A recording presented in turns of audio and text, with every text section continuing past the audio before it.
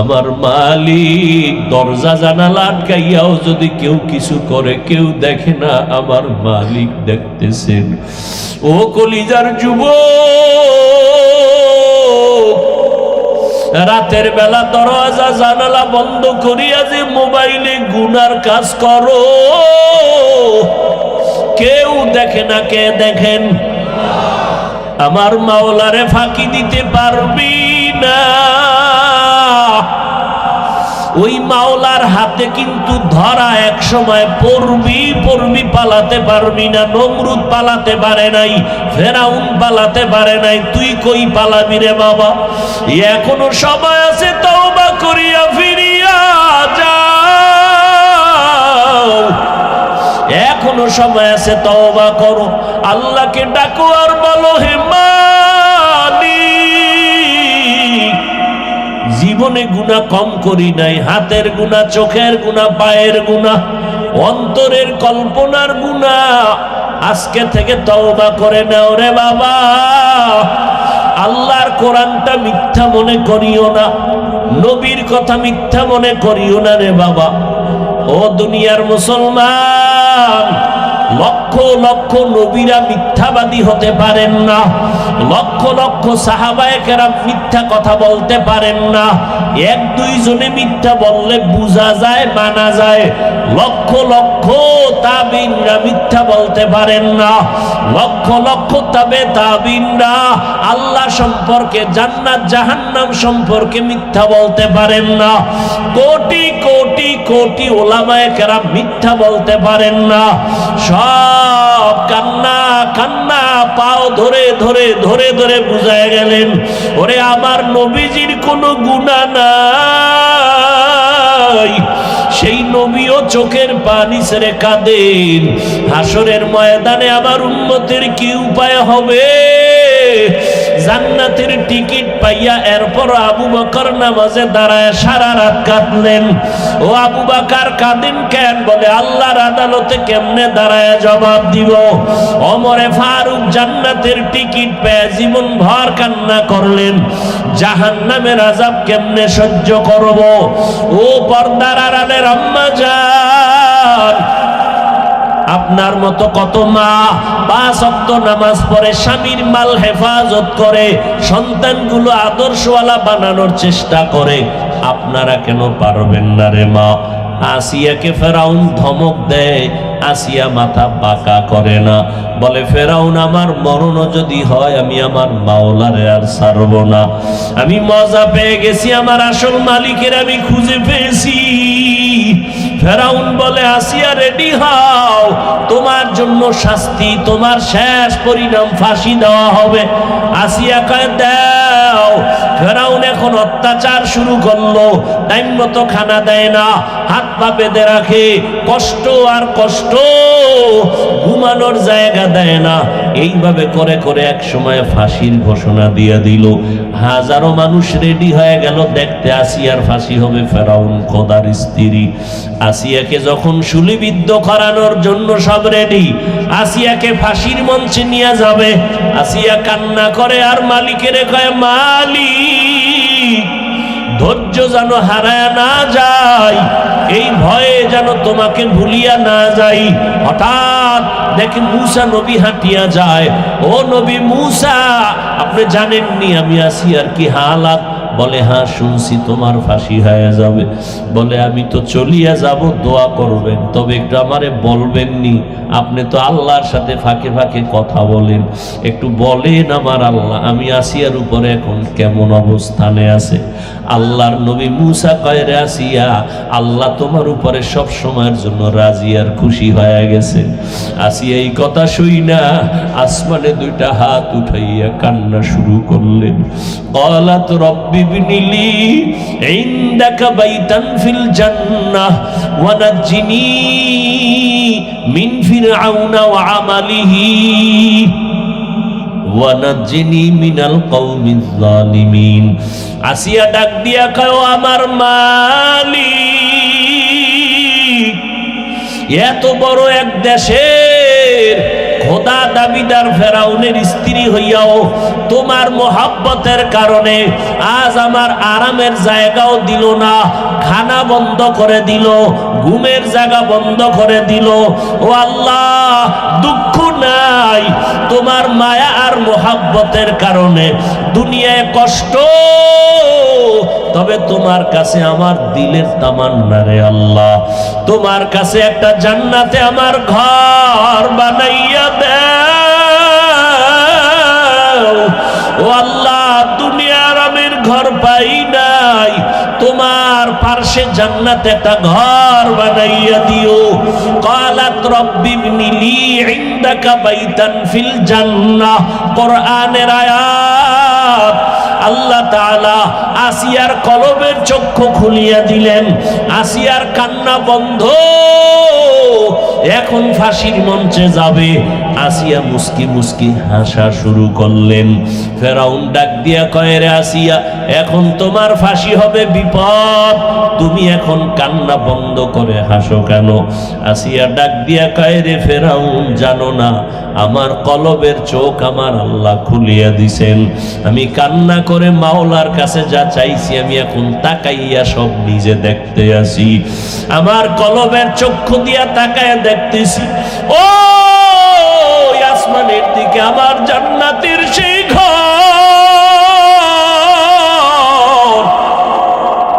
লক্ষ লক্ষ ফেরেশতারা অপেক্ষায় আছে আমার ইন্তেকালের পরে আমার রূহটা জান্নাতে নিয়ে মালিকের মোলাকাতে চলে যাব।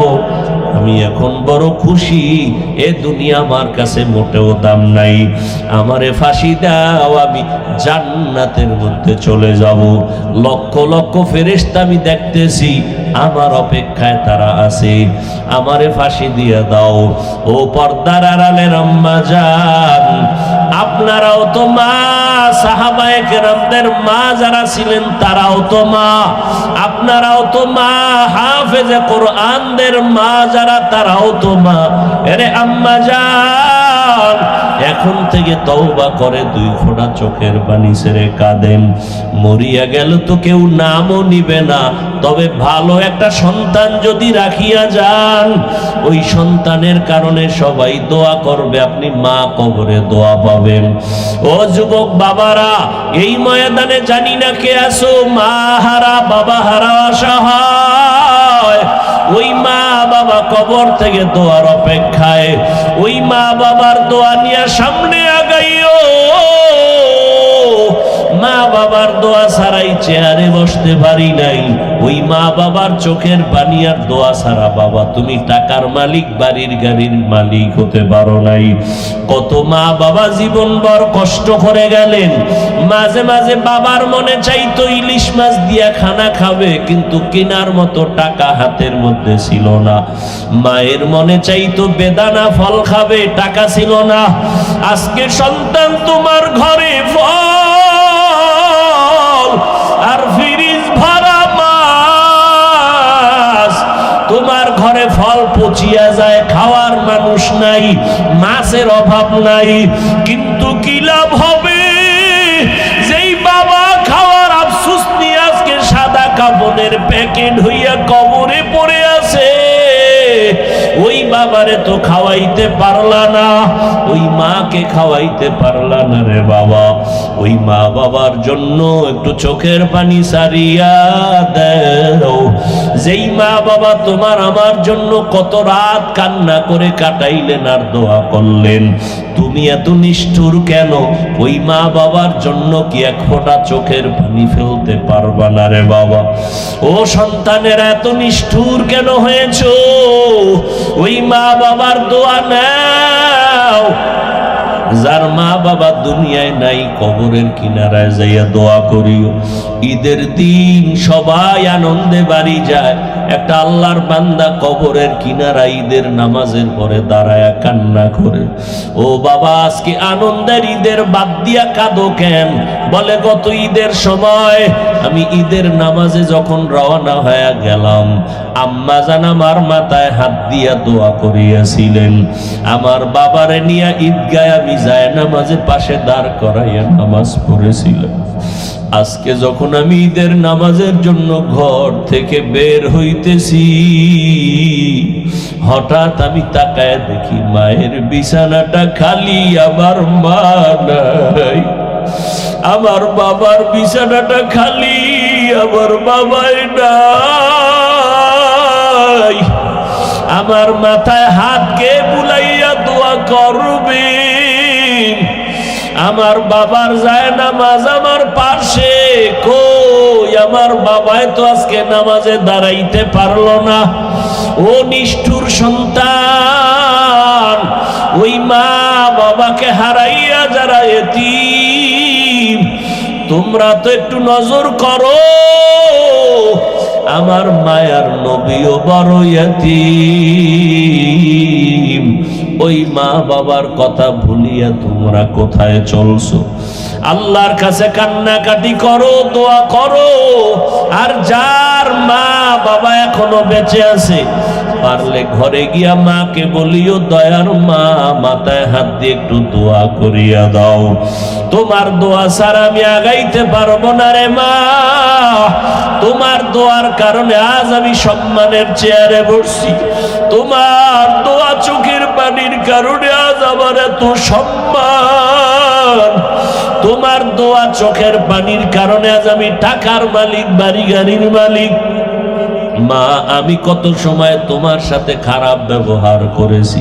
ও যুবক বাবারা, মায়েরে গিয়া বলবা, মা কত সময় কথা বলে কষ্ট দিয়েছি, তুমি কান্না করছো।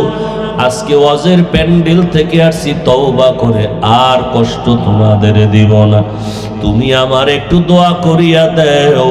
ওয়াজের প্যান্ডেলে দেখলাম কত বান্দারা মোনাজাত ধরলো, চোখের পানি ছাড়লো। মা, আমার চোখে পানি আসে নাই কেন? গুনার কারণে বুঝি আমার আল্লাহ বেজার। ও মা, তুমি একটু মাথায় হাত দিয়া দোয়া করে দেও, যেন আল্লাহ আমারে মাফ করে দেয়। ওই মা বাবার দোয়া নিয়ে চলবা। পিছনে যত অন্যায় করেছো তওবা করো। আল্লাহকে মনে মনে বলো, হে আল্লাহ, জীবনে আর নামাজ ছাড়বো না, দাড়ি কাটবো না, বেপরদায় চলবো না। নবীর সুন্নাত অনুযায়ী উলামায়ে কেরামের পরামর্শ নিয়ে চলবো, মা বাবার দোয়া নিয়ে চলবো।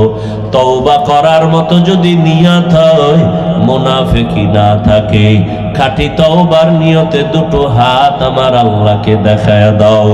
ও দয়ার মালিক, কুদরতের নজর দিয়া দেখেন, আপনার গোলামরা হাত তুলেছেন, আর গুনাহ করবেন না। আয় আল্লাহ, মা বাবার সাথে বেয়াদবি করবে না। উলামায়ে কেরামের কথা নিয়ে নবীর তরিকা মেনে চলবে। আমাদের তওবা কবুল করে নেন, গুনাহমুক্ত জীবন দান করেন, কান্নাওয়ালা চক্ষু দান করেন, আমিন। মা বাবা সন্তানকে খারাপ বানায়, এজন্য হাসরের ময়দানে আল্লাহ বলবেন, এই সন্তান, নামাজ পড়েছো, পড়ি নাই, রোজা রাখছো, রাখি নাই কেন? সন্তান বলবে, আমার কোনো দোষ নাই। রব্বানা ইন্না আতা'না সাদাতানা ওয়া কুবারানা ফাআদাল্লুনাস সাবিলা। আয় আল্লাহ, আমার মা বাবা আমাকে বেনামাজি বানাইছে, আমি বেনামাজি হই নাই। মা বাবা বেরোজাদার আমাকে বানাইছে, আমি বেরোজাদার হই নাই। আমি বুঝতাম না, মা বাবা বুঝায় নাই। বাবায় সকালবেলা দোকানে চলে গেছেন, 8টার সময় টেলিফোন করে আম্মাকে বলছেন, আমার সন্তান ঘুমে না সজাগ সজাগ, নাস্তা নিছনি দিছনি। আমার বাবায় নাস্তার খবর নিয়েছে, ফজরের নামাজ পড়ছিনি, একবারও বাবায় জিজ্ঞাসা করে নাই। মাঝে মাঝে মা বলে, সন্তান ভোর রাতে উঠে সাহারি খাও, রোজা রাখো। বাবায় বাধা দিয়া বলতো, ডাকবা না, যদি আমার সন্তানটা রোজা রাখে সুন্দর চেহারা নষ্ট হয়ে যাবে। ওই বাবাদেরকে জিজ্ঞাসা করি, ও সন্তানের বাবা, রোজা রাখলে আপনার সন্তানের চেহারাটা নষ্ট হয়ে যাবে, এই জন্য আপনি সন্তানকে রোজা রাখতে বারণ করেন। কিন্তু আজ তাকায় দেখেন, আপনার ওই সন্তান মাত্র 25 বছর বয়স থেকে 30-এর কোঠায় সারাটা রাত মোবাইল দেখে দেখে দেখে দেখে চেহারা নষ্ট হয়ে গেল।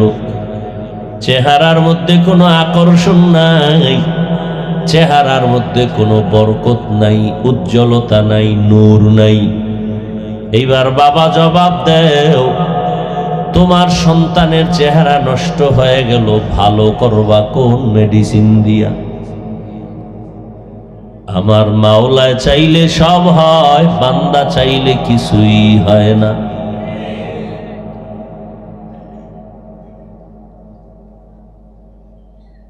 এই জন্য আল্লাহ পাক কিয়ামতের দিন সন্তানদের থেকে রিপোর্ট নিবেন। তখন আল্লাহ বলবেন, এই তোরে বিবেক দিছি না, তুই বিবেক খাটাইয়া ভালোটা গ্রহণ করলি না কেন? সন্তান বলবে, আল্লাহ ভুল হয়ে গেছে। কথা হলো আজকে ভুলের বিচার হবে। আজকে তো ইনসাফের আদালত, কারো উপরে জুলুম করা হবে না।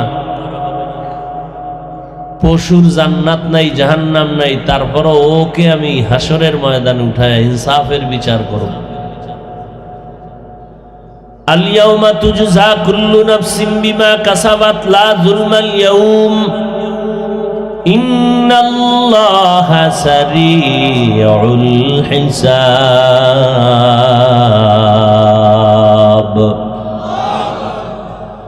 কিয়ামতের ময়দানে আল্লাহ জুলুম করবেন না, ইনসাফের বিচার করবেন। এবং বিচারটা বড় দ্রুত হবে, দেরি হবে না। সকালে শুরু হবে, জোহরের আগে বিচার শেষ। আধা বেলা বিচার। হাজারো লাখো কোটি কোটি মানুষ, আধা বেলা এদের বিচার কেমনে হবে? আবার পশুদেরও বিচার হবে। এটা কেমনে সম্ভব? দুনিয়ার চোখ আর বিবেক যেটা বলে অসম্ভব, এটা আমার মাওলার দ্বারা সম্ভব।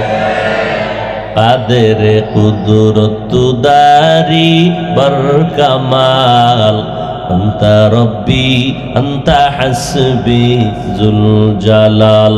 তুহি কাদের জলিলুল্লাহ জাহাদার বহর হালে তুহি মেরা নিগাহদার। দুনিয়ার সমস্ত চোখ আর বিবেক যেটাকে বলে অসম্ভব, এটা আমার রবের দ্বারা। এই বিশ্বাস থাকলে মুমিন, অবিশ্বাস করলে বেঈমান। মরা গাছে কথা বলতে পারে না, এটাই সত্য, এটাই বাস্তব। আমার আল্লাহ যদি কুদরতের ক্ষমতা দিয়ে দেয়, পারবেনি। দুধের বাচ্চা কথা বলতে পারে না, আল্লাহ যদি কুদরতের ক্ষমতা দেন, সম্ভব নেই? সম্ভব। এই কথাটা আমার দেশের অনেক টুপিওয়ালা মাওলানা সাহেবরাও না বুঝার কারণে এরা অলিয়া উলিয়া মানে না, তাদের কারামত কেউ মানতে চায় না। আর আমি সারা বাংলাদেশ ঘুরে ঘুরে বলি, আল্লাহর কসম, যারা বলে আমরা অলি মানি না, আউলিয়া মানি না, এরা কোরআন মানে না, বুখারী শরীফ মানে না, এরা ভণ্ড বাতেল। এদেরকে যারা ভণ্ড বলবে না, তারাও ভণ্ড।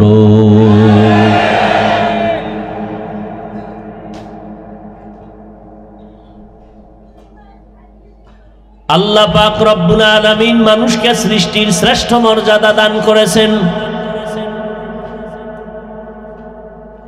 আল্লাহ বলবেন, সন্তান তোমার ভুলের বিচার হবে। সন্তান বলবে, বিচার আমার যদি করেন তো একটু আমার আবদার আছে। কি আবদার? আমারে যেই শাস্তি দিবা তার ডবল শাস্তি আমার মা বাবাকে দিতে হবে। রব্বানা আতিহিম যিফাইনি মিনাল আযাব ওয়ালআনহুম লা'নান কাবীরা, আমাকে শাস্তি যা দেও তার ডবল শাস্তি আমার মা বাবাকে দিও। এই জন্য আল্লাহ কোরআনে বলেন, ইয়া আইয়ুহাল্লাযীনা আমানু কু আনফুসাকুম ওয়া আহলিকুম নারা, ও মুমিনেরা জাহান্নামের আগুন থেকে প্রথমে নিজেকে বাঁচাও, দ্বিতীয়ত তোমার আহালকে বাঁচাও। বহু আল্লাহ চূড়ান্ত নেক আমল করিয়াও শুধু আহালদের গুনার কারণে জাহান্নামে যায়। মা বাবার আহাল সন্তান, স্বামীর আহাল স্ত্রী, শিক্ষকদের আহাল ছাত্র, ইমামদের আহাল মুসল্লি। জাহান্নাম থেকে নিজেকে বাঁচাও, তোমার আহালকে বাঁচাও। আল্লাহ বলেন, তোমাদের এত মর্যাদা আমি দিলাম, এই মর্যাদা ফেরেশতাকেও দেই নাই, জিনেরও দেই নাই। তোমরা এতটাই দামি যে কারণে গোটা পৃথিবীর সব মাখলুকত তোমাদের গোলামি করে। তোমাদের গোলামি করে কেন? তোমগো শক্তি বেশি? কয় না, শক্তির বেলায় মানুষ বড় দুর্বল। ওয়া খুলিকাল ইনসানু যায়ীফা, আল্লাহ বলেন আমি ইনসান জাতিকে বড় দুর্বল করে বানাইছি। মানুষ এতটাই দুর্বল, পৃথিবীতে আর কোন প্রাণী আল্লাহ এত দুর্বল করে সৃষ্টি করেন নাই। পিপিলিকার কাছেও মানুষ দুর্বল, একটা মশার কাছেও মানুষ দুর্বল। মানুষের মতো দুর্বল কোনো প্রাণী নাই। আবার এই মানুষের এত দাম, এদের মতো সম্মানিত কোনো প্রাণী নেই। ওয়ালাকাদ কাররামনা বানি আদম وحملناهم في البر والبحر ورزقناهم من الطيبات وفضلناهم على كثير ممن خلقنا تفضيلا। বনি আদমের এত সম্মানিত আমি আল্লাহ করলাম, জমিনের মধ্যে চলার ব্যবস্থা করলাম, পানির মধ্যে চলার আয়োজন করলাম।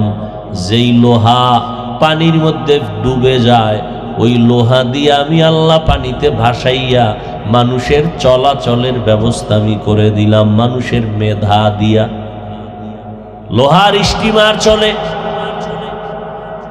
মানুষ এক দেশ থেকে ভিন্ন জায়গায় চলে যায় ব্যবসার কাজে।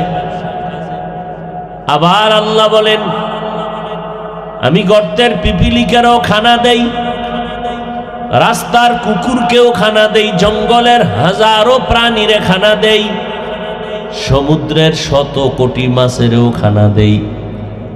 মানুষ তোমাদেরও খানা দেই, তবে তোমাদের খানার মতো পিওর খানা জমিনে আর কাউকে দেই না। তোমাদের এত সম্মান তোমাদের শক্তির কারণে না, তোমরা বেশি খাইতে পারো এই কারণে না, বরং ভিন্ন মাখলুক আছে মানুষের থেকে বেশি খায়। বড় সমুদ্রে প্রাণী আছে, মাছ আছে, নীলতিমি। এক একটা নীলতিমির প্রতিদিনের খাদ্য তালিকা হলো 1000 কেজি চিংড়ি মাছ। কোহে কাফ একটা পাহাড়, ওই পর্বতমালা একটা প্রাণী বসবাস করত, সিমর্গ। ওই প্রাণীটার প্রতিদিনের খানার তালিকা হলো 40টা মোটা তাজা হাতি। সুবহানাল্লাহ। না কয়টা? ঢাকা যাবেন, চিড়িয়াখানায় দেখবেন, এখন লেখা আছে কিনা জানা নেই, আগে দেখতাম লেখা আছে একটা বাঘের প্রতিদিনের খানা 17 কেজি গোশত। উজিরপুরের কেউ খাইতে পারবেন 17 কেজি 3 বেলায়? হ্যাঁ, বাঙালি না পারলেও ধাক্কা ধাক্কিটা কম করে না কি? ডাক্তার বলে মিষ্টি খাবি না, হারাম হয়ে গেছে। সবে বরাতে তবারক খাইতে মসজিদে, ঠিক নি? সেখানে গিয়া দেখে জেলাভির হোটলা। ডাক্তার বলে মিষ্টি খাওয়া যাবে না, সে ওখানে খামি দিয়া দাঁড়াইছে, জেলাভি না লয়া ঘরে যাবে না। এক পোটলা ভাইয়া মানুষের ভিড়ে চিপা দিয়ে আর এক হাত ঢুকাই দিছে আর এক পোটলার জন্য। পিছন দিক দিয়ে একজন আইয়ে দেখে যে আমি একটাই ভাই নাই, আরো দুইটা লয়ে টানাটানি, তো বগলের তলেরটা ধরে টান দিছে। ওইটা ধরার লেগে এবার দুইজনে কিলাকিলির উপক্রম। কিলাকিলির পর্যায়ে ওই পোটলাটা নিচে হইয়া পায়ের তলে ফিনিশ। মানুষ যার যারটা লয়ে চলে গেছে, মানে দুইজন ছাড়া আর কেউ নেই। তো কিলাকিলি করে দেয়, জেলাফিও নাই, ফলাফলও নেই। মসজিদ থেকে বাইরে একা খোদাই, মসজিদে আর আইনো না, জেলাফি পাইলাম না, অত বেহানে আর লাভ নাই। একটা বাঘের দৈনিক খানা 17 কেজি গোশত মানুষে এক সময় খাইতে পারত, এখন সে খানেওয়ালা মানুষ নেই। আর খানায় গেছে সব ভেজাল ঢুকে, খাবে কি? আল্লাহর দেওয়া পিওর খানা নিমক হারাম মানুষ বানাইছে ভেজাল। জিব্বা বড় হয়ে গেছে।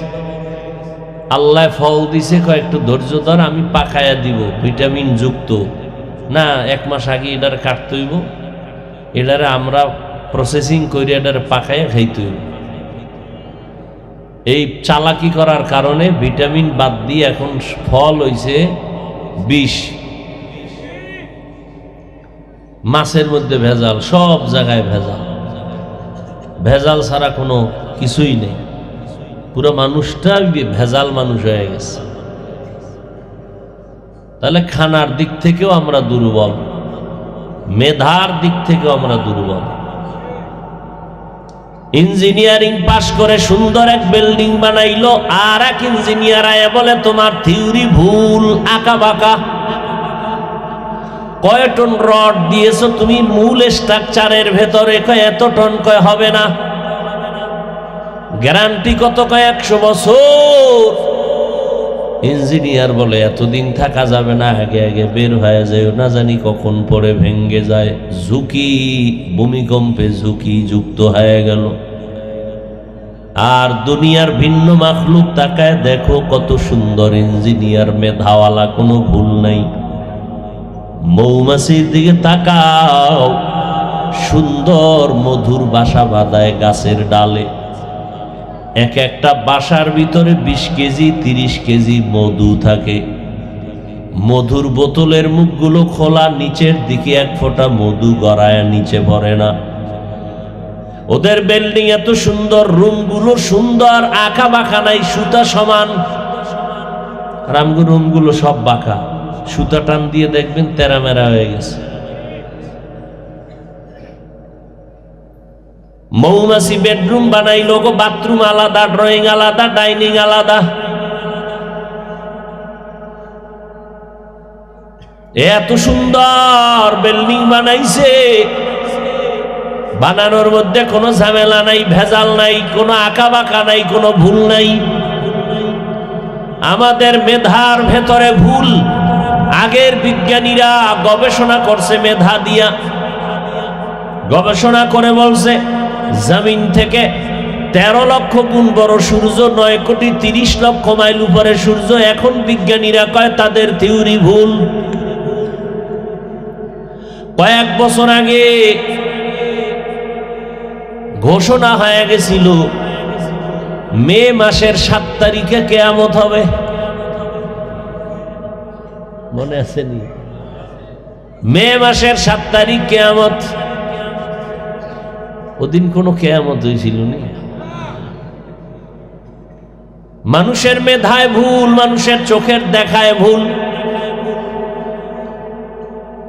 তাহলে আমরা সব দিক থেকে বড় দুর্বল। কিন্তু মর্যাদা দিছেন আল্লাহ সবার উপরে। কারণটা কি?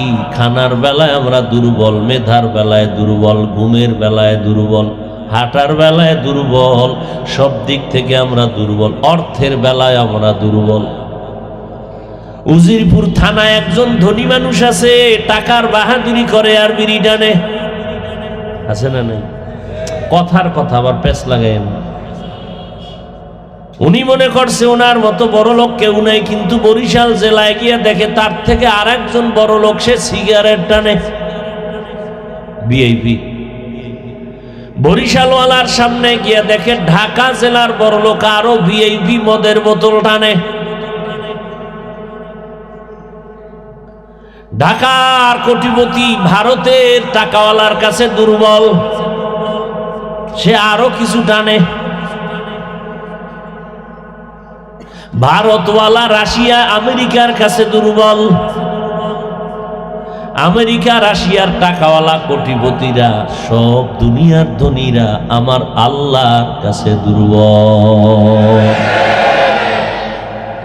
ইয়া আইয়ুহান নাস আনতুমুল ফুকারাউ ইলাল্লাহ ওয়াল্লাহু হুয়াল গনিয়্যুল হামিদ।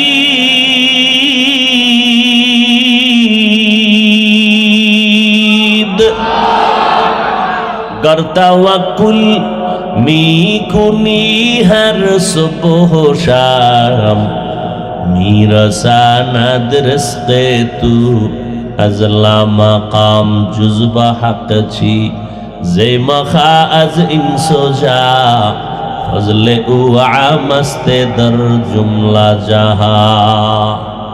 তোমার সাউন্ড আর বাড়ে নাও ভাইরা আমার।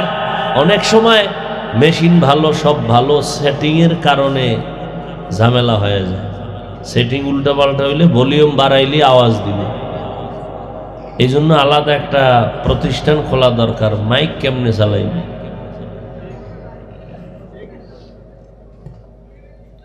ভাইরা আমার একটু বাড়ছে মনে হয়, বাড়াও।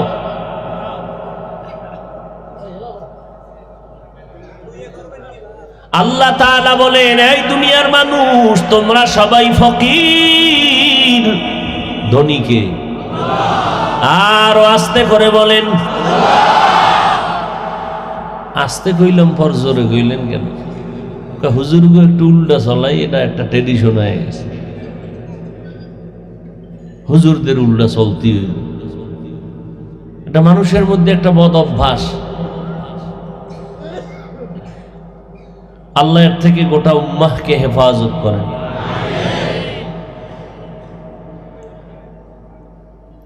মাদ্রাসার প্রিন্সিপাল সাহেব বসে আছেন চেয়ারে বসে, একজন আগন্তুক গ্রাম্য ব্যক্তি আসছে। হুজুর গো মনে করে বোকা, এগোর মধ্যে কোনো বুদ্ধি টুদ্ধি কিচ্ছু নেই। তো ঢুইকা সালাম দিছে, আসসালামু আলাইকুম, হুজুর কেমন আছেন? তো হুজুর জবাব দিলেন, শুকুর, আলহামদুলিল্লাহ।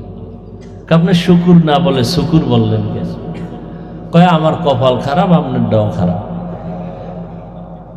আমি যে শুকুর বলবো, আমার সেই শিনের নক্তা আপনি তো সালামে নিয়ে গেছেন, তো আমার তো শুকুর বলা ছাড়া কোনো কায়দা নেই।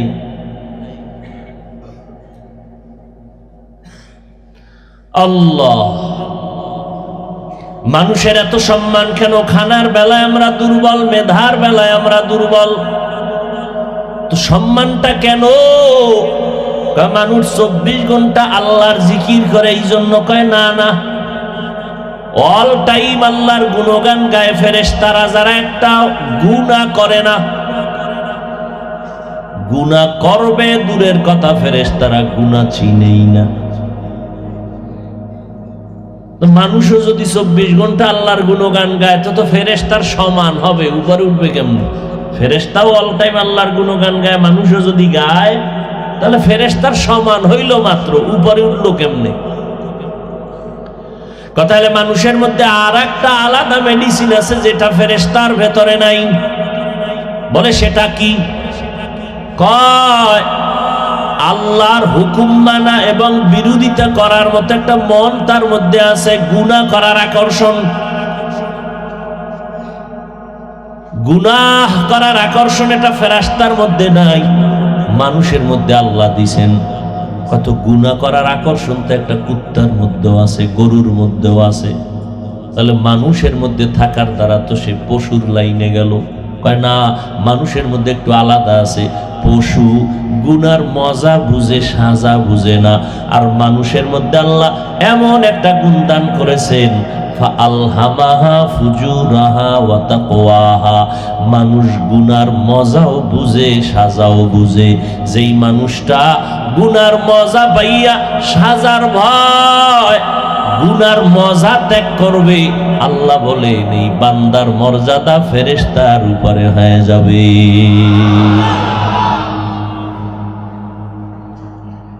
ফজরের সময় 4 রাকাত নামাজ পড়তে 20 মিনিট সময়। এই 20 মিনিটের ঘুমের মজা পাইয়া যারা ঘুম ছাড়ে না, এগো সাজা হবে কত শত বছর হিসাব নাই। কিন্তু যারা আসল মানুষ, এরা এই 20 মিনিটের মজা তুচ্ছ মনে করে দৌড়াইয়া গিয়া ঠান্ডা পানি দিয়া ওযু বানায় নামাজে দাঁড়ায় যাবে। আল্লাহ কয় ফেরেশতারা লেখ, বান্দা রাতে ঘুমায় নাই, সারা রাত নামাজের সওয়াব লিখে দাও। আতিনা ফি দারে দুনিয়া না হাসান, আতিনা ফি দারে উকবা না হাসান, ইয়া গিয়াসাল মুস্তাগীসিন ইহদিনা লিফতিখারা বিল উলুমি ওয়াল গিনা। হর গরিদে নেকো তু তৈয়ার হে, जो न मांगे उससे तू बेजार है। ভাইরা আমার, দুইটা ব্যবস্থা আল্লাহ দিলেন, মানুষ এটা ধরে রাখো। 1 নাম্বার হলো মুরব্বী ব্যক্তি আর কিতাব। সমস্ত ব্যক্তিদের মধ্যে শ্রেষ্ঠ রাহমাতুল লিল আলামিন, শ্রেষ্ঠ কিতাব হলো কোরআনুল কারীম। আল্লাহর হাজার শুকর যেই দুটোটা আমরা পেয়েছি, নবীকেও পেয়েছি, আল্লাহর কোরআন পেয়েছি। কিন্তু দুর্ভাগ্যবশত আমরা নবী হারায় ফেললাম। নবী আর নাই। কিয়ামত পর্যন্ত এই জমিনের মানুষ আর 1 সেকেন্ডের জন্য কখনো নবী পাবে না। নবীর হাতে গড়া সাহাবাদেরকেও পাবে না, তাবিনকেও পাবে না, তবে তাবিনকেও পাবে না। মুজাদ্দিদ আল ফেসানি, হুসাইন আহমদ মাদানি কাউকে পাবে না। ইমামে আজম আবু হানিফাকে পাবে না। ইমাম বুখারী, ইমাম মুসলিম, ইমাম তিরমিজি কাউকে পাবে না। তাহলে নবীরও পাইলাম না, কোরআন আমার কাছে আছে। আমাদের এখন জান্নাতের পথে চলবো কেমনে? মুরব্বি নাই। নবী কয়, ও উম্মত, আমি নবীর একদল বন্ধু জমিনে থাকবে কিয়ামত পর্যন্ত। তাদের লাইনে যদি তোমরা চলতে পারো আর কোরআনটারে ধরে রাখতে পারো, সম্মান দুনিয়াতেও নষ্ট হবে না, আখিরাতেও হবে না। এই জমিনে আমি মুহাম্মদের একদল বন্ধু থাকবে কিয়ামত পর্যন্ত। ওই বন্ধু 1 দল 2 দল না, এদের পরিচয় হলো এরা হবে আহলে হক, উলামায়ে কেরাম। উলামায়ে আহলে হকের পেছনে দৌড়াও, কারণ তাদের পরামর্শ নিয়ে কোরআন সুন্নাহ অনুযায়ী জীবনকে পরিচালনা করো। রহমতের নবী চ্যালেঞ্জ দিয়ে গেছেন 1500 বছর আগে। কালান নবী সাল্লাল্লাহু আলাইহি ওয়া আলিহি ওয়াসাল্লাম, তারাকতু ফীকুম আমরাইন লান তাদিল্লু মা তামাসসাকতুম বিহিমা, কিতাবাল্লাহ ওয়া সুন্নাত রাসূলি। ও উম্মত, দুটো জিনিস আমি রেখে গেলাম, আকরাইয়া ধর, কোনদিন তোমার ইজ্জত নষ্ট হবে না। 1, আল্লাহর কোরআন। দ্বিতীয় হলো আমি নবীর রেখে যাওয়া আমার আদর্শ সুন্নাত। এই 2টা জিনিস ধরে রাখো, সম্মান যাবে না। আল্লাহর কসম, 1500 বছর পরেও তাকায় দেখেন, সমস্ত অমুসলিমরা চায় মাদ্রাসা বন্ধ হয়ে যাক, সমস্ত বিধর্মীরা চায় কোরআনের আওয়াজ বন্ধ হয়ে যাক, সমস্ত ইসলাম বিদ্বেষীরা চায় আল্লাহর দ্বীন জমিন থেকে বন্ধ হয়ে যাক। এই কারণে যথেষ্ট পরিমাণ চক্রান্ত তারা করতেছে। এই দেখেন না, আপনারা টের পান না, ডিসি সাহেব চেয়ারে বয়ে বয়ে কোরআন তেলাওয়াত করে, এসপি সাহেব চেয়ারে বয়ে টেবিলে কোরআন শরীফ পড়ে। এসপি সাহেব, আপনি আবার কোরআন শিখলেন কই? কলেজের মধ্যে কি কোরআন শিখায়? কয় না। ভার্সিটিতে শিখায়? বলে না। শিখলেন কই? ওই যে আমার আব্বা জান আম্মা জান ছোটবেলা এলাকার মক্তবে পাঠাইতেন, ওখানে যাইয়া আমি কোরআন শিখছি। আজকে দেখছেন নি মক্তব নাই, নাই নাই নাই, মক্তব নাই।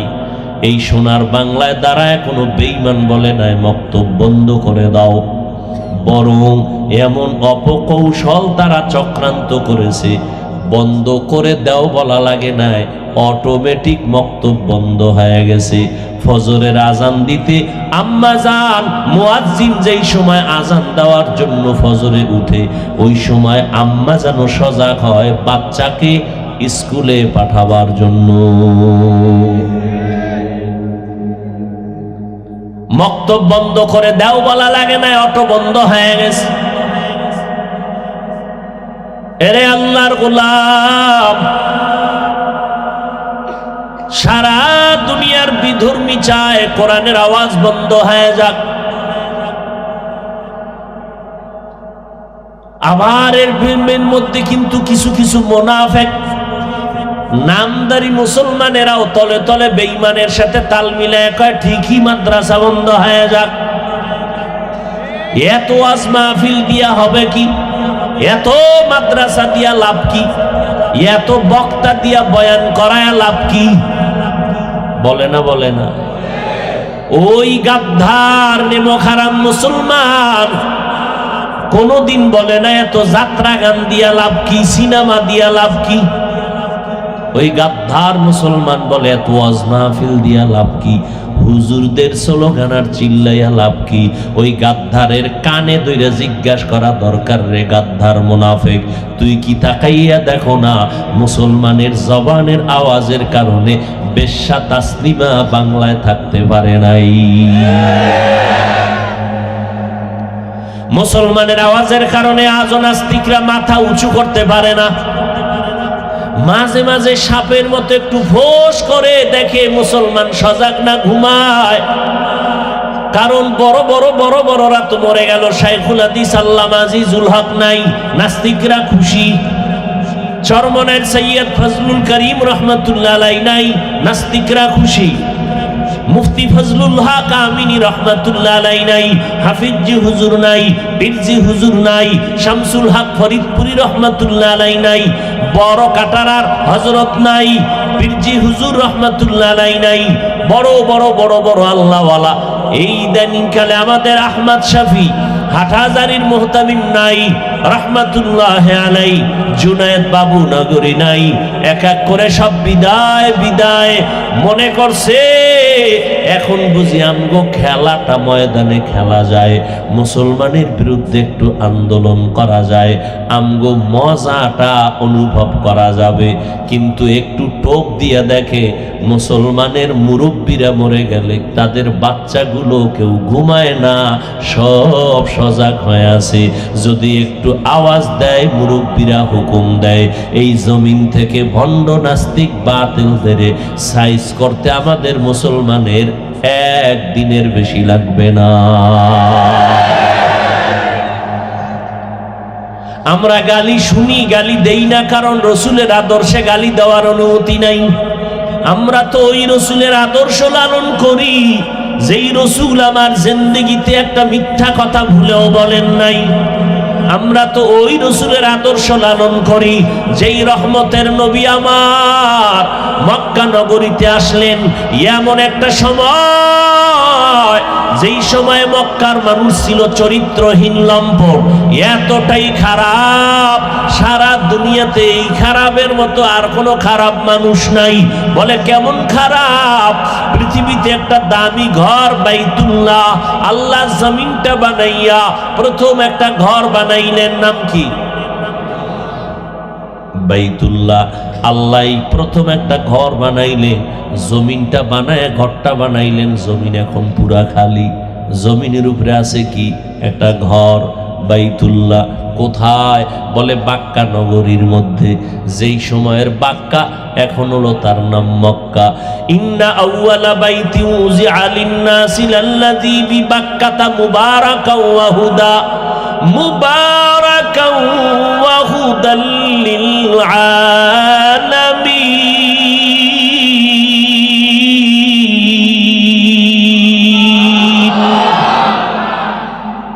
যেই ঘর এত দামি, বলে কেমন দামি?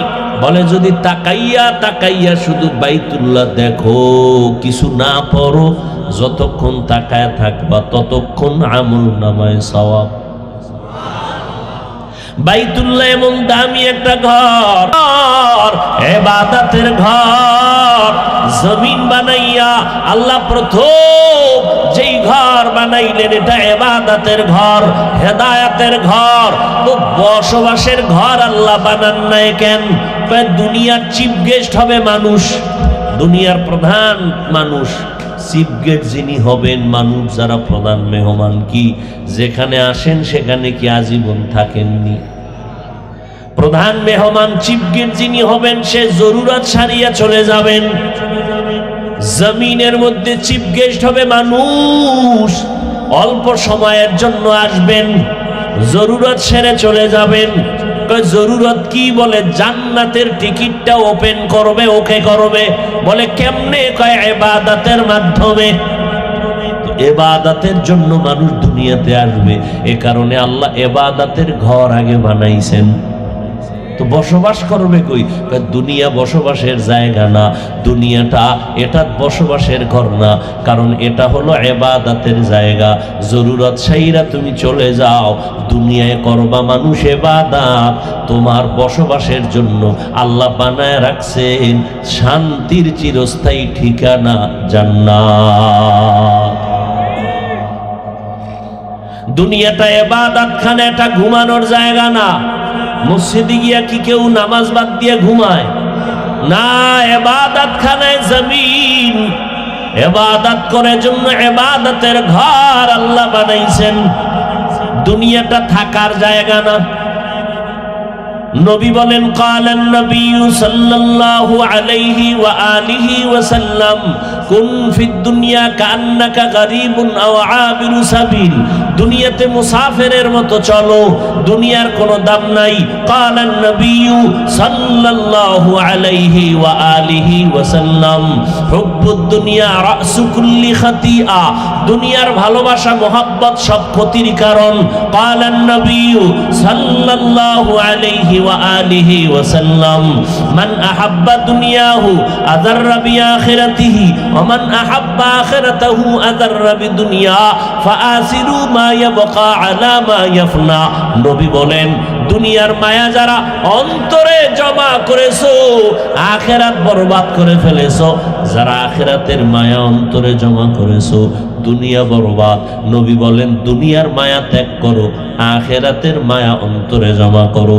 কারণ হাদিসে আল্লাহর নবী ভিন্ন জায়গায় বলেন, এই দুনিয়াটার মূল্য আল্লাহর কাছে একটা মশার পাখার সমানও নাই। দুনিয়া কেন? আর দুনিয়া মাজরাতুল আখিরা, আখিরাতের বাজার করার জায়গা দুনিয়া। এটা একটা বাজার। নবী বলেন, পৃথিবীতে সব থেকে খারাপ হইল বাজার, উত্তম জায়গা মসজিদ। আখিরাতের বাজার করো। কেউ বলছেন এই দুনিয়াটা বাথরুমের মতো। কিসের মতো? বাথরুম। বাথরুম মানুষ বানায় কেন? সামান্য জরুরতের জন্য, ঠিক না? তো একজনে একটা সুন্দর 5 তলা বিল্ডিং বানাইছে, আকিক পাথর লাগাইছে, বাহির থেকে তাকাইলে টাইলস লাগাইছে এত দামি বিদেশি, চেহারা দেখা যায় আয়নার মতো, ভেতরে বাহিরে টাইলস।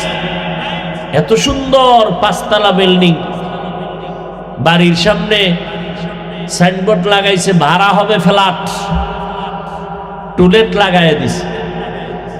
এত সুন্দর বাড়ি দেখতে গিয়া ঘুরতেছে ঘুরতেছে ঘুরতেছে, সব বেডরুম, ডাইনিং, ড্রয়িং, কিচেন খুব সুন্দর। তো জিগায়, ভাই আপনার এই এক এক ফ্ল্যাট কত? 80,000 টাকা। ঘুরে টুরে 5 তলা ঘুরে টুরে দেখে সব আছে, বাথরুম নেই। কি ভাই আপনার এই 5 তলা বিল্ডিং এ বাথরুম নাই কেন? আপনি বুঝেন না কিছু?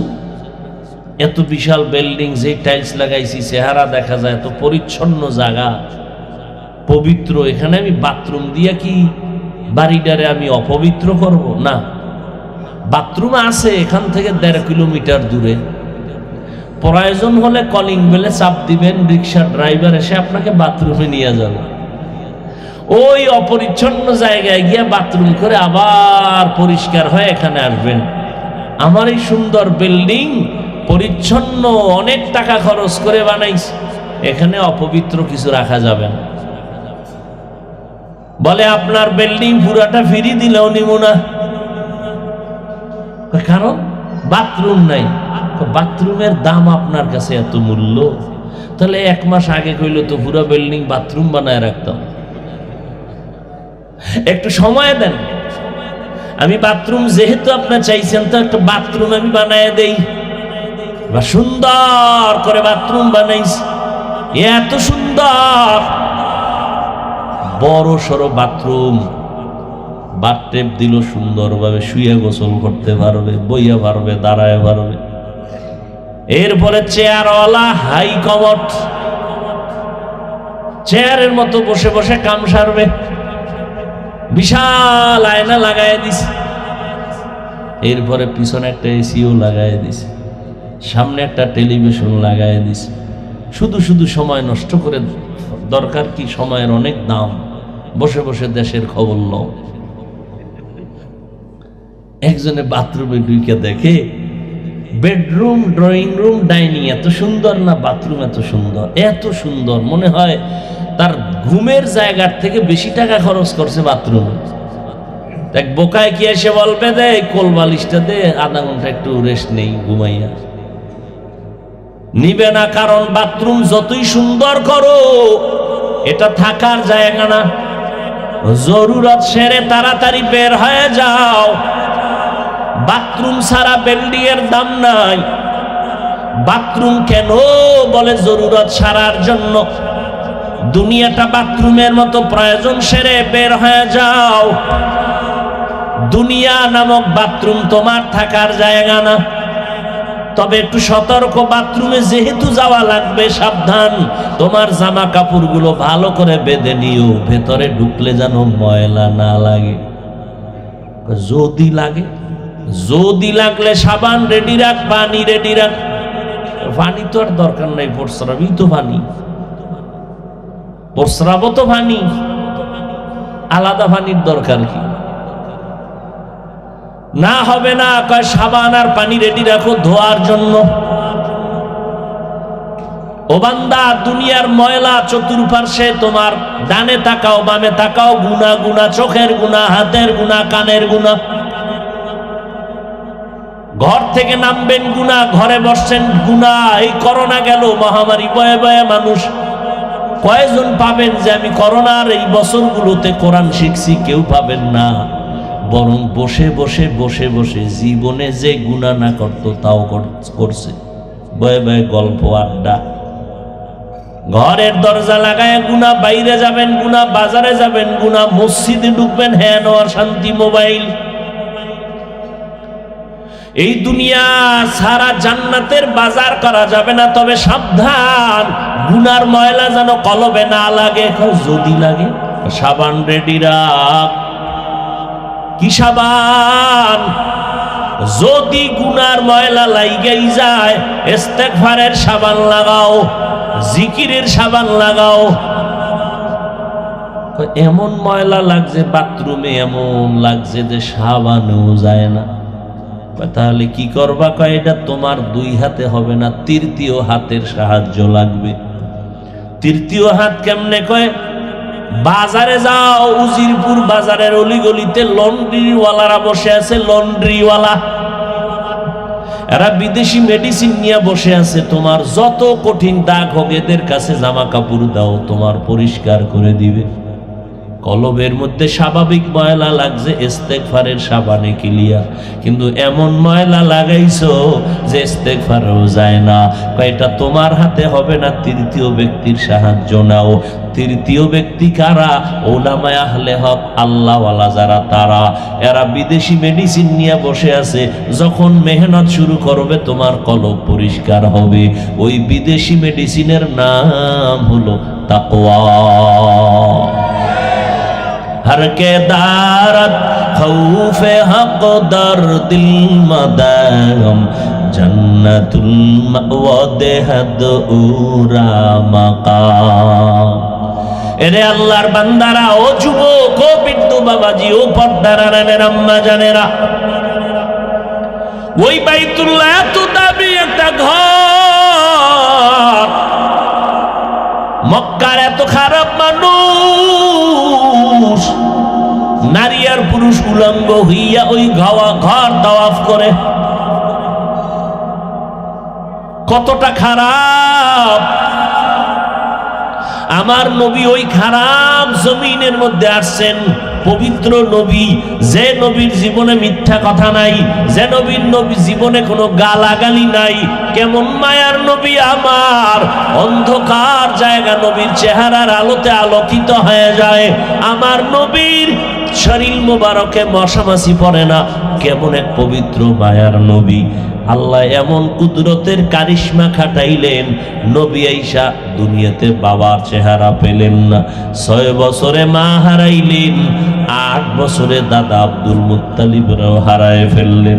নবী আমার এমন ইয়াতীম, দীর্ঘ 40 বছর পর্যন্ত নবী কোথাও কারো কাছে কালেমার কথা বলেন না, নামাজের কথা বলেন না। 40 বছর পর আল্লাহ কোরআন নাজিল শুরু করলেন আমার নবীর কাছে হেরা গুহার মধ্যে। আমার নবী কোরআন পাইয়া প্রথম দায়িত্ব তেলাওয়াত শুরু করলেন। নবীর তেলাওয়াতে এত মজা, বেঈমানেরা যত শুনে ততই নবীর প্রতি আকৃষ্ট হয়ে যায়। সারাদিন আবু জাহাল নবীরে গালি দেয়, আবু লাহাব নবীরে গালি দেয়, কিন্তু গভীর রাতে আমার নবীর ঘরের কিনারায় গোপনে দাঁড়ায় দাঁড়াইয়া আমার নবীর জবানের কোরআন তেলাওয়াত শুনতো। এত মজার আওয়াজ! আল্লাহর নবীর তেলাওয়াত শুরু হয়ে গেল। নবী বলেন, এক আল্লাহর ইবাদত করো হে মক্কাবাসী মুশরিকেরা। আবার বলে, রহমানের ইবাদত করো। মক্কার মুশরিকরা লাগে না, তারপরও অযথা প্রশ্ন করে নবীরে আটকাইতো। জিজ্ঞাসা করে আব্দুল্লাহর ছেলে, একবার কও আল্লাহরে ডাকবো, আবার কও রহমানের ইবাদত করব। তাহলে বলো আল্লাহ কয়জন? কয়েকজন? তুমি তো 2 জনের ইবাদতের কথা বলো। তাহলে বলো আল্লাহকে রহমানকে বলে দুজনই এক। রহমানের পরিচয়টা দাও। আল্লাহ রহমানের পরিচয় দিয়া আয়াত নাজিল করলেন। নবী জানায় দেন আমি রহমান কেমন। আর রহমান আল্লামাল কুরআন খালাকাল ইনসান। রহমানের পরিচয়টা দিয়া দেন। রহমান হলেন তিনি, কোরআন শিখাইলেন যিনি। রহমান হলেন তিনি, মানুষ সৃষ্টি করলেন যিনি, তিনি হলেন রহমান। খেয়াল করেন আমার আলোচনার শেষের দিকে মূল কথা। আল্লাহ বলেন আমি এমন রহমান, কোরআন শিখাইয়া পরে মানুষ বানাইছি। অথচ বাস্তব হলো তার উল্টা। আল্লাহ আমাদেরকে আগে বানাইছেন, পরে কোরআন শিখাইছেন। আমরা আগে দুনিয়াতে আসছি, তারপরে বড় হইছি, তারপরে কোরআন শিখছি, তাই না? কথা বলে না। আর আল্লাহ বলেন না না, আমি আগে কোরআন শিখাইছি, তারপরে মানুষ বানাইছি। আর রহমান আল্লামাল কুরআন খালাকাল ইনসান। আমি আগে কোরআন শিখাইয়া তারপরে মানুষ বানাইলাম। প্রশ্ন বড় জটিল, আল্লাহ উল্টা কেন বললেন? কয় যে জ্ঞানীরা যদি 2-1টা কথা উল্টা কয়, তাও কিন্তু উল্টা না, তোমার বুঝতে একটু সময় লাগবে। ফাইলুল হাকিম লা ইয়াখলু আনিল হিকমা। হাকিমের কোনো কাজ হিকমত থেকে খালি না। এবার মুফাসসিরিনে কেরাম জবাব দেন, আল্লাহ বললেন কেন যে আমি আগে কোরআন শিখাইছি পরে মানুষ বানাইছি, উল্টা বললেন কেন? বলে আল্লাহটাই ঠিক, আমরা বুঝতে সময় বাকি। বলে কেমন ঠিক? বলে আল্লাহর জমিনের মধ্যে যত মানুষ, আল্লাহর কাছে এই মানুষগুলোর দাম নাই। আল্লাহর কাছে একদল মানুষের দাম, যেই মানুষগুলো বংশগত মানুষ হলে হবে না, যেই মানুষগুলো জন্মগত মানুষের পরিচয় দিলে হবে না, ওই মানুষের আলাদা একটা পরিচয় আছে, তারা হবে আদর্শ গুণের মানুষ। কিসের মানুষ? কষ্ট হইতেছে আপনাদের? আদর্শ গুণের মানুষ। জমিনে আমরা যারা আছি, আমাদের প্রথম পরিচয় আমরা বংশগত মানুষ, দ্বিতীয় পরিচয় আমরা জন্মগত মানুষ, আর চূড়ান্ত হাকিকতে মানুষের পরিচয় হলো গুণের মানুষ, আদর্শ গুণের মানুষ। তাহলে বংশগত মানুষ হইছি, জন্মগত মানুষ হয়েছি, গুণের মানুষ হইতে পারলাম কিনা চিন্তা। আল্লাহ কয় যারা গুণের মানুষ তারাই জান্নাত পাবে, গুণের মানুষ ছাড়া একজনেরও জান্নাত দেওয়া হবে না। এবার ভালো করে বুঝেন গুণের মানুষ কেমনে হওয়া যায়। উদাহরণ তো এভাবে বলি আমি ভাইজানেরা, এই যে মাইকে কথা বলতেছি, ভালো করে খেয়াল করেন, যেই জিনিসটা বানানেওয়ালা যেই কাজের জন্য বানায়, ওই কাজ হলো ওই বস্তুটার গুণ। যেমন মাইকওয়ালা মাইক বানাইছে আওয়াজ দেওয়ার জন্য, আওয়াজ দেওয়া মাইকের গুণ। বাতিওয়ালা বাতি বানাইছে আলো দেওয়ার জন্য, আলো দেওয়া বাতির গুণ। পাখাওয়ালা পাখা বানায় বাতাস দেওয়ার জন্য, বাতাস দেওয়া পাখার গুণ। এরে নবীর উম্মতের দল, আল্লাহ তাআলা মানুষ কেন বানাইছেন? যেই জিনিসটা যেই কাজের জন্য বানায়, ওই কাজ হলো ওই জিনিসের গুণ। বলেন তো মাইক বানাইছে কোন কাজের জন্য? তাহলে মাইকের গুণ কি? বাতি বানাইছে কোন কাজের জন্য? বাতির গুণ কি? এবার বলেন তো মানুষ বানাইছেন কোন কাজের জন্য? বলেন বলেন। ওয়ামা খালাকুতুল জিন্না ওয়াল ইনসা ইল্লা লিয়াবুদুন।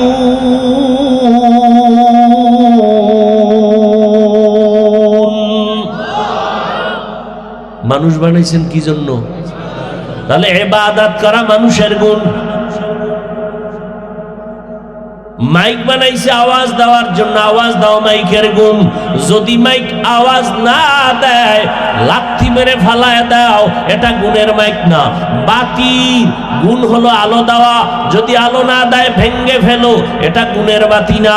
মানুষ বানাইছেন ইবাদতের জন্য, যেই মানুষগুলো ইবাদত করে না এরা গুণের মানুষ না।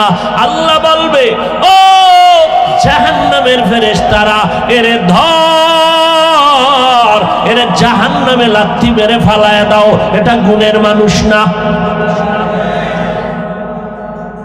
গুণের মানুষের জন্য জান্নাত। তো গুণের মানুষ কেমনে হয়? বলে মানুষের গুণ যার মধ্যে আছে সে গুণের মানুষ।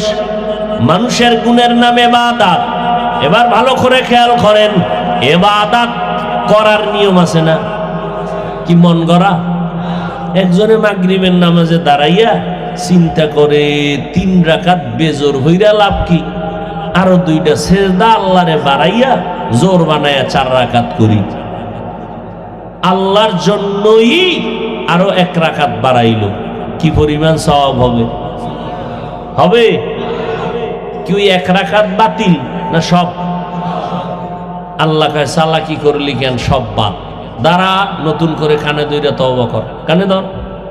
এবার কানে ধরছে, আল্লাহু আকবার, ভুল হয়ে গেছে। নতুন করে নিয়ত কর, আমার আইনের বিরুদ্ধে করা যাবে না, নবীর তরিকার বাইরে চলা যাবে না। ইবাদতের আইন করছি আমি, কেমনে করবি নিয়ম জানতে হবে। নিয়ম জানার জন্য আমি আল্লাহ থিওরি দিলাম কোরআন শরীফ।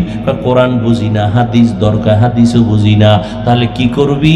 যারা কোরআন হাদিস বুঝে ওলামায়ে কেরাম, এদের কাছে যাইয়া কোরআন হাদিস শিখা তারপরে নিয়ম অনুযায়ী ইবাদত করো, তাহলে তুমি গুণের মানুষ। তাহলে কি বুঝলাম? গুণের মানুষ হইতে হলে লাগবে ইবাদত, ইবাদত শিখতে হলে লাগবে কোরআন। এই দিকে ইঙ্গিত করে আল্লাহ বলেন, আমি আগে মানুষ বানাই নাই, আগে আমি কোরআন শিখাইছি, তারপরে মানুষ বানাইছি। অর্থাৎ যারা কোরআনের ছোঁয়া পাইয়া আল্লাহর ইবাদত করবে তারা গুণের মানুষ। এবার বুঝেননি আল্লাহর কথা ঠিক আছে নি?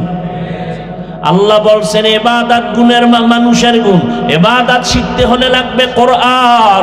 কোরআন বুঝো, ওলামায়ে কেরামের কাছে যাইয়া কোরআন হাদিস বুঝিয়া নিয়ম অনুযায়ী ইবাদত করে গুণের মানুষ হও।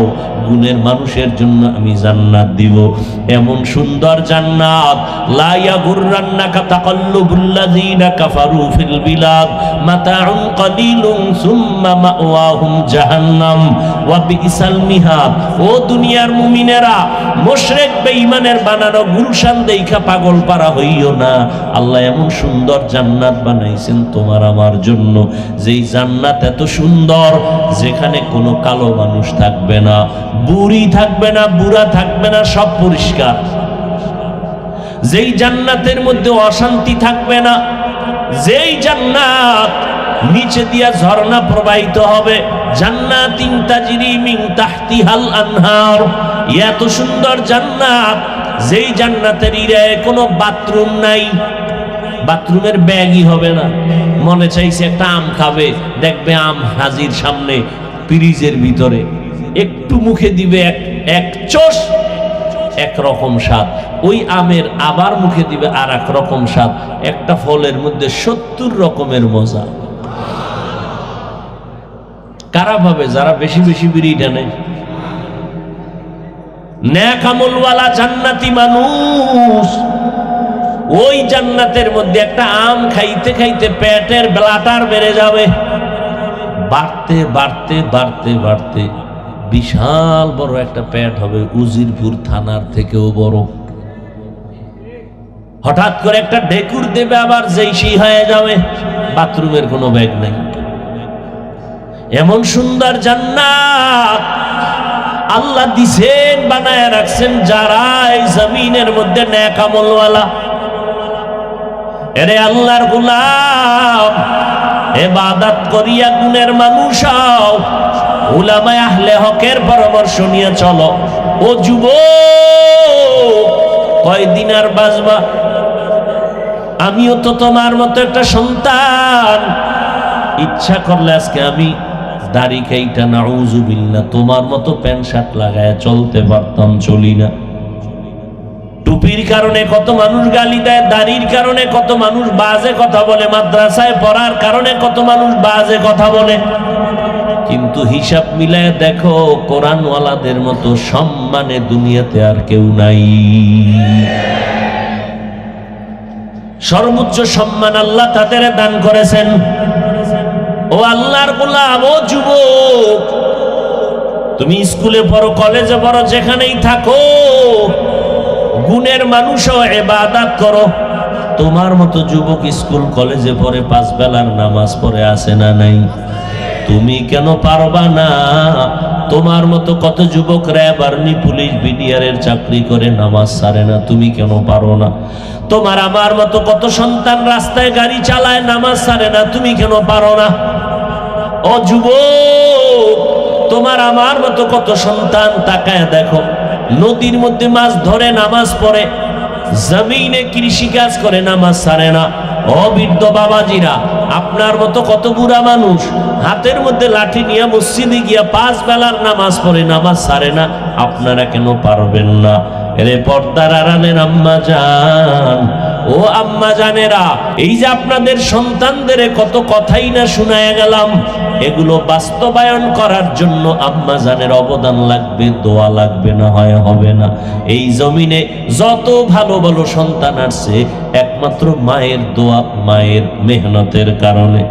এই দুনিয়াতে যত সন্তান, এই জন্যই তো মা আপনাদের অনেক দাম, অনেক মর্যাদা আল্লাহ দিয়েছেন, কারণ আপনারা নবীদের মায়ের মতো মা, সাহাবায়ে কেরামের মায়ের মতো মা।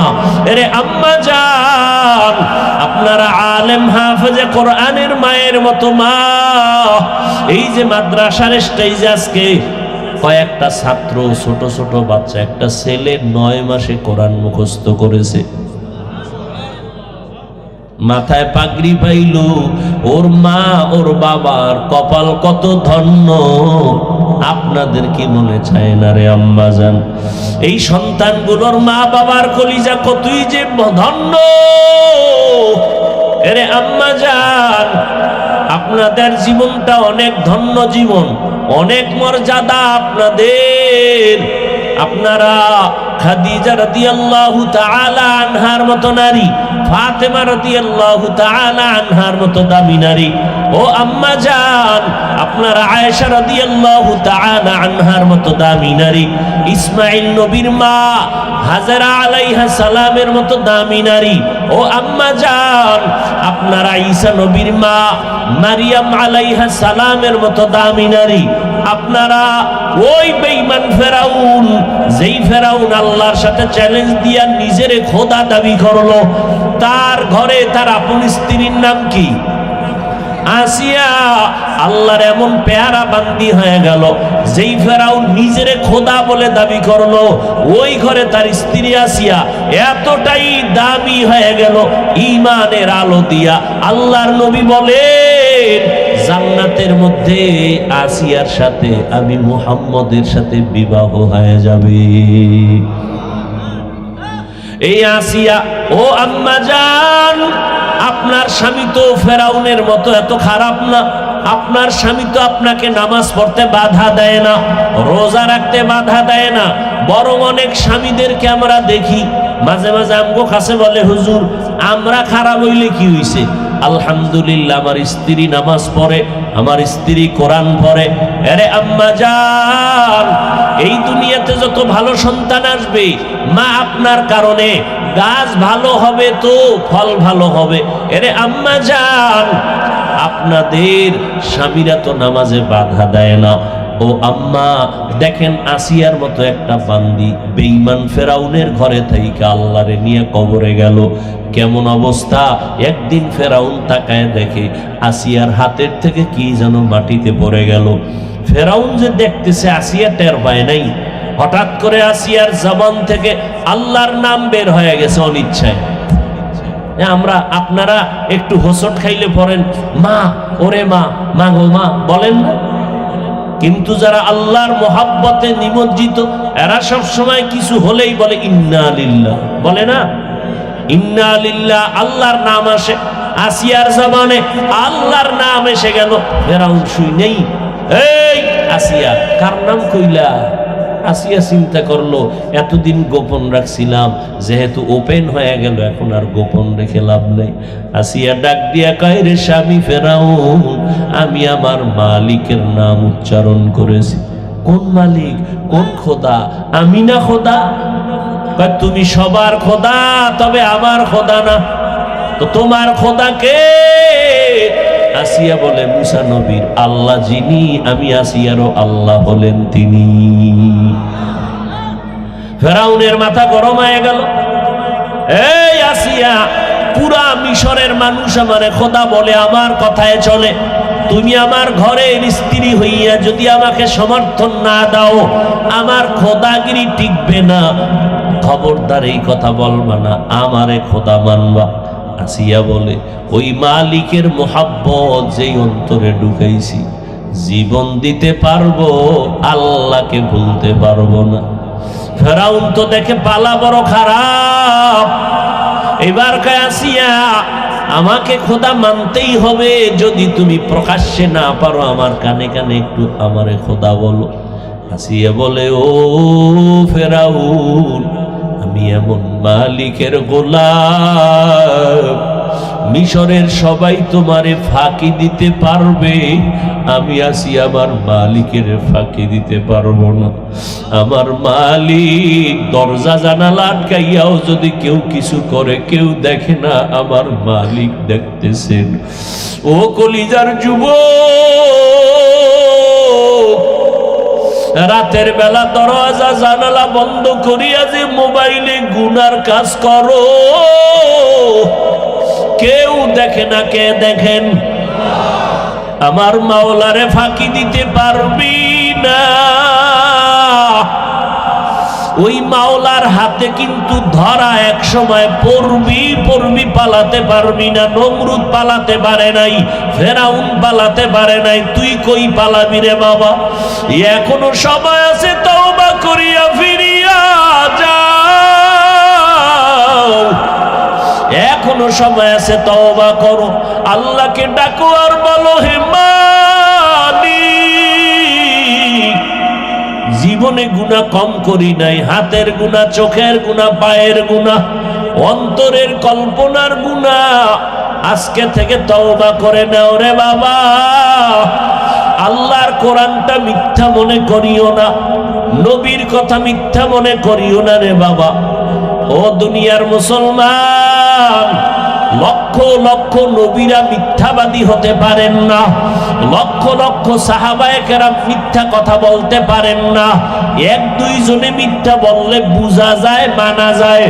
লক্ষ লক্ষ তাবিনরা মিথ্যা বলতে পারেন না, লক্ষ লক্ষ তাবিনরা আল্লাহ সম্পর্কে, জান্নাত জাহান্নাম সম্পর্কে মিথ্যা বলতে পারেন না।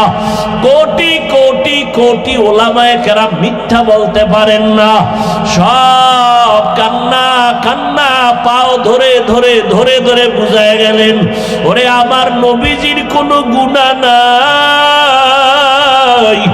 সেই নবীও চোখের পানি ছেড়ে কাঁদেন, হাসরের ময়দানে আমার উম্মতের কি উপায় হবে? জান্নাতের টিকিট পাইয়া এরপর আবু বকর নামাজে দাঁড়ায় সারা রাত কাঁদলেন।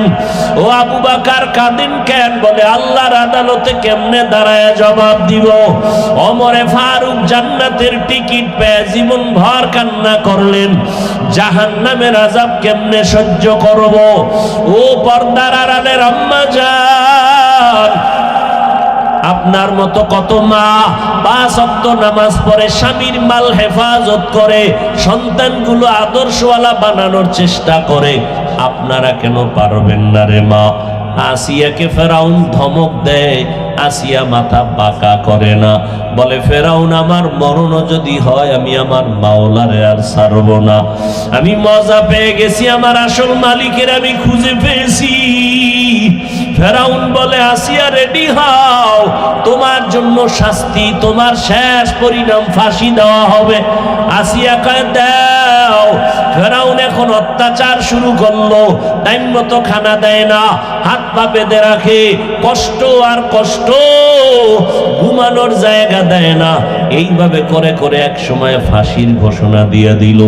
হাজারো মানুষ রেডি হয়ে গেল দেখতে আসিয়ার ফাঁসি হবে। ফেরাউন খোদার স্ত্রী আসিয়াকে যখন শুলিবিদ্ধ করানোর জন্য সব রেডি, আসিয়াকে ফাঁসির মঞ্চে নিয়ে যাবে, আসিয়া কান্না করে আর মালিকের কয়, মালিক ধৈর্য যেন হারায় না যায়, এই ভয়ে যেন তোমাকে ভুলিয়া না যাই। হঠাৎ দেখে মূসা নবী হাঁটিয়া যায়। ও নবী মূসা, আপনি জানেননি আমি আসিয়ার কি হালাত? বলে হ্যাঁ শুনছি, তোমার ফাঁসি হয়ে যাবে। বলে আমি তো চলিয়া যাব, দোয়া করবেন, তবে একটু আমারে বলবেননি, আপনি তো আল্লাহর সাথে ফাঁকে ফাঁকে কথা বলেন, একটু বলেন আমার আল্লাহ আমি আসিয়ার উপরে এখন কেমন অবস্থানে আছে। আল্লাহর নবী মূসা কয়, রে আসিয়া, আল্লাহ তোমার উপরে সব সময়ের জন্য রাজি আর খুশি হয়ে গেছে। আসিয়া এই কথা শুই না আসমানে 2টা হাত উঠাইয়া কান্না শুরু করলেন। ক্বালাত রব্বি ইবনিলি ইনদাকা বাইতান ফিল জান্নাহ ওয়া নাজ্জিনি মিন ফিরআউনা ওয়া আমালিহি ওয়া নাজ্জিনি মিনাল কওমিজ জালিমিন। আসিয়া ডাক দিয়া কয়, আমার মালিক এত বড় এক দেশের খোদা দাবিদার ফেরাউনের স্ত্রী হইয়াও তোমার মোহাব্বতের কারণে আজ আমার আরামের জায়গাও দিল না, খানা বন্ধ করে দিল, ঘুমের জায়গা বন্ধ করে দিল। ও আল্লাহ, দুঃখ নাই, তোমার মায়া আর মোহাব্বতের কারণে দুনিয়ায় কষ্ট, তবে তোমার কাছে আমার দিলের তামান্না রে আল্লাহ, তোমার কাছে একটা জান্নাতে আমার ঘর বানাইয়া দাও। ও আল্লাহ, দুনিয়ার আমের ঘর পাই নাই, তোমার পার্শ্বে জান্নাতে একটা ঘর বানাইয়া দিও। ক্বালাত রব্বি ইবনি লি ইনদাকা বাইতান ফিল জান্নাহ, কোরআনের আয়াত। আল্লাহ তাআলা আসিয়ার কলবের চক্ষু খুলিয়া দিলেন, আসিয়ার কান্না বন্ধ, এখন ফাঁসির মঞ্চে যাবে। আসিয়া মুস্কি মুস্কি হাসা শুরু করলেন। ফেরাউন ডাক দিয়া কয়, রে আসিয়া, এখন তোমার ফাঁসি হবে, বিপদ, তুমি এখন কান্না বন্ধ করে হাসো কেন? আসিয়া ডাক দিয়া কয়, রে ফেরাউন, জানো না আমার কলবের চোখ আমার আল্লাহ খুলিয়া দিছেন, আমি কান্না করে মাওলার কাছে যা চাইছি আমি এখন তাকাইয়া সব নিজে দেখতে আসি, আমার কলবের চক্ষু দিয়া তাকাইয়া দেখতেছি ও আসমানের দিকে আমার জান্নাতের সেই ঘর, লক্ষ লক্ষ ফেরেশতারা অপেক্ষায় আছে, আমার ইন্তেকালের পরে আমার রূহটা জান্নাতে নিয়ে মালিকের মোলাকাতে চলে যাব। আমি এখন বড় খুশি, এ দুনিয়া আমার কাছে মোটেও দাম নাই, আমারে ফাঁসি দাও, আমি জান্নাতের মধ্যে চলে যাব। লক্ষ লক্ষ ফেরেশতা আমি দেখতেছি আমার অপেক্ষায় তারা আছে, আমারে ফাঁসি দিয়ে দাও। ও পর্দার আড়ালের আম্মা জান, আপনারাও তো মা, সাহাবায়ে কেরামদের মা যারা ছিলেন তারাও তো মা, আপনারাও তো মা, হাফেজে কোরআনদের মা যারা তারাও তো মা। আরে আম্মা জান, এখন থেকে তওবা করে দুই ফোঁটা চোখের পানি ছেড়ে কাঁদেন। মরিয়া গেল তো কেউ নামও নিবে না, তবে ভালো একটা সন্তান যদি রাখিয়া যান, ওই সন্তানের কারণে সবাই দোয়া করবে, আপনি মা কবরে দোয়া পাবেন। ও যুবক বাবারা, এই ময়দানে জানি না কে আসো, মা হারা বাবা হারা অসহায়, ওই মা বাবা কবর থেকে দোয়ার অপেক্ষায়, ওই মা বাবার দোয়া নিয়ে সামনে আগাইও। মা বাবার দোয়া ছাড়াই চেয়ারে বসতে পারি নাই, ওই মা বাবার চোখের পানি আর দোয়া ছাড়া বাবা তুমি টাকার মালিক, বাড়ির গাড়ির মালিক হতে পারো নাই। কত মা বাবা জীবনভর কষ্ট করে গেলেন, মাঝে মাঝে বাবার মনে চাইতো ইলিশ মাছ দিয়া খানা খাবে, কিন্তু কেনার মতো টাকা হাতের মধ্যে ছিল না। মায়ের মনে চাইতো বেদানা ফল খাবে, টাকা ছিল না। আজকে সন্তান তোমার ঘরে ফল আর ফ্রিজ ভরা মাছ, তোমার ঘরে ফল পচিয়া যায়, খাওয়ার মানুষ নাই, মাছের অভাব নাই, কিন্তু কি লাভ হবে? যেই বাবা খাওয়ার আফসোস নিয়ে আজকে সাদা কাপড়ের প্যাকেট হইয়া কবরে পড়ে আছে, ওই বাবারে তো খাওয়াইতে পারলা না, ওই মাকে খাওয়াইতে পারলা না রে বাবা। ওই মা বাবার জন্য একটু চোখের পানি সারিয়া দাও। যেই মা বাবা তোমার আমার জন্য কত রাত কান্না করে কাটাইলেন আর দোয়া করলেন, তুমি এত নিষ্ঠুর কেন? ওই মা বাবার জন্য কি এক ফোঁটা চোখের পানি ফেলতে পারবা না রে বাবা? ও সন্তানের এত নিষ্ঠুর কেন হয়েছো? ওই মা বাবার দোয়া নাও। যার মা বাবা দুনিয়ায় নাই, কবরের কিনারায় যাইয়া দোয়া করিও। ঈদের দিন সবাই আনন্দে বাড়ি যায়, একটা আল্লাহর বান্দা কবরের কিনারা ঈদের নামাজের পরে দাঁড়ায়া কান্না করে, ও বাবা আজকে আনন্দের ঈদের বাদ দিয়া কাঁদো কেন? বলে গত ঈদের সময় আমি ঈদের নামাজে যখন রওনা হয়ে গেলাম, আম্মা জান আমার মাথায় হাত দিয়া দোয়া করিয়াছিলেন, আমার বাবারে নিয়ে ঈদগায় আমি যায় নামাজের পাশে দাঁড় করাইয়া নামাজ পড়েছিলাম। আজকে যখন আমি ঈদের নামাজের জন্য ঘর থেকে বের হইতেছি, হঠাৎ আমি তাকায় দেখি মায়ের বিছানাটা খালি, আমার মা নাই। আমার বাবার বিছানাটা খালি, আমার বাবাই নাই। আমার মাথায় হাতকে বুলাইয়া দোয়া করবেন। আমার বাবার যায় নামাজ আমার পাশে, কই আমার বাবাই তো আজকে নামাজে দাঁড়াইতে পারলো না।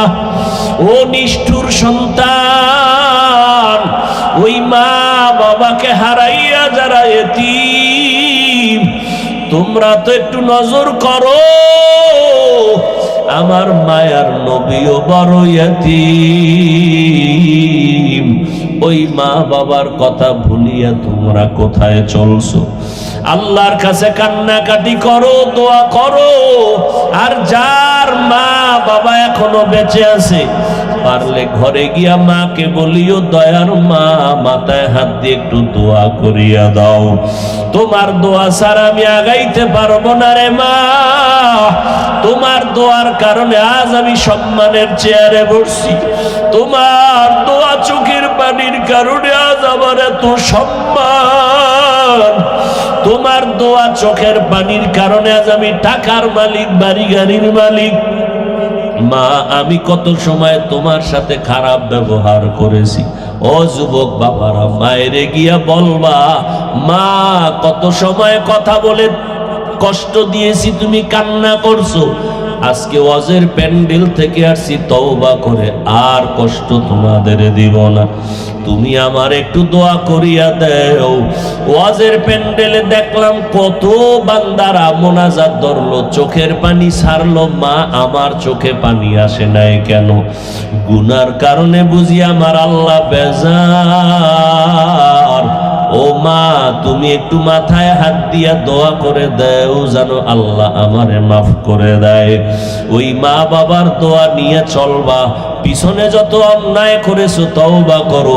আল্লাহকে মনে মনে বলো, হে আল্লাহ, জীবনে আর নামাজ ছাড়বো না, দাড়ি কাটবো না, বেপরদায় চলবো না, নবীর সুন্নাত অনুযায়ী উলামায়ে কেরামের পরামর্শ নিয়ে চলবো, মা বাবার দোয়া নিয়ে চলবো। তওবা করার মতো যদি নিয়ত হয়, মুনাফিকি না থাকে, খাঁটি তওবার নিয়তে দুটো হাত আমার আল্লাহকে দেখায় দাও। ও দয়ার মালিক, কুদরতের নজর দিয়া দেখেন, আপনার গোলামরা হাত তুলেছেন, আর গুনাহ করবেন না। আয় আল্লাহ, মা বাবার সাথে বেয়াদবি করবে না, উলামায়ে কেরামের কথা নিয়ে নবীর তরিকা মেনে চলবে। আমাদের তওবা কবুল করে নেন, গুনাহমুক্ত জীবন দান করেন, কান্নাওয়ালা চক্ষু দান করেন। আমিন।